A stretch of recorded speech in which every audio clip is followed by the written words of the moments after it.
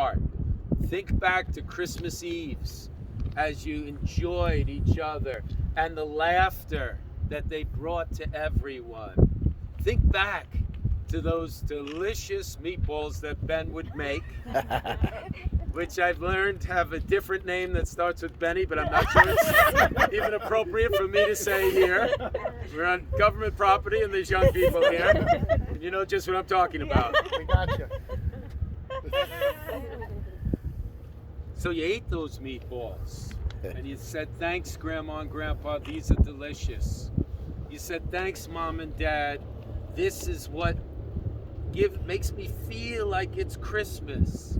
And then at the end of that meal, you'd finish it off with the most delicious ricotta cheesecake that your mom would make, right? It's fabulous, tastes great, but you can have the best food in the world, but it's not just the food.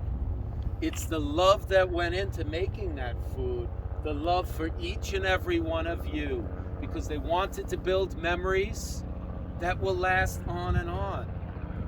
Grandma and Grandpa will last on and on in our hearts. Mom and Dad will always be here because you hold them close in your heart and keeping their memory alive. And one of the ways is the dedication of this beautiful plaque on this bench. This bench is very special. This is one of the most beautiful parks we have in the entire town. And guess, kids, guess who owns this park? Guess who owns this? The town of Oyster Bay? Guess who really owns this park?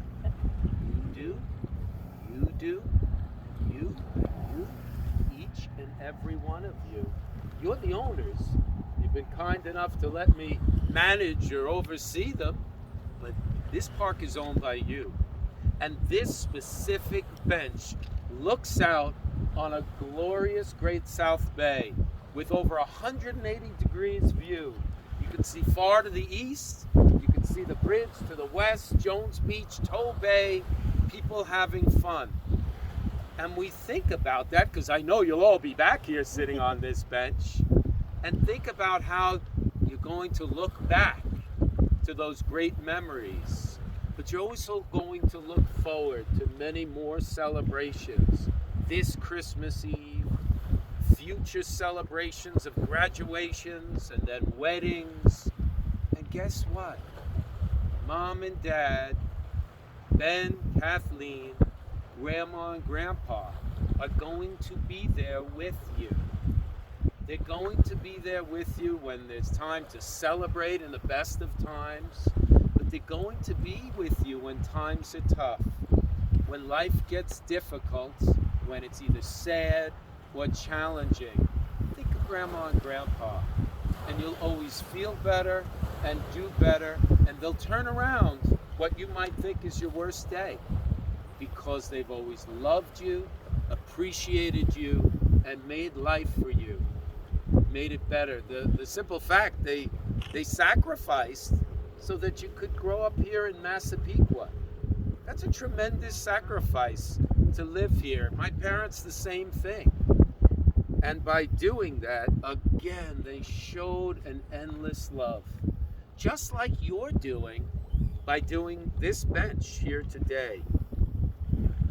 So as the years pass and neighbors become more like family, people will feel lucky to come out, to sit on this bench, to enjoy memories, tell the stories. Tell the stories of how much Ben enjoyed Sinatra, Frank Sinatra's music. And if you think about it, I bet you can hear him singing those songs. Oh my God, summer wind.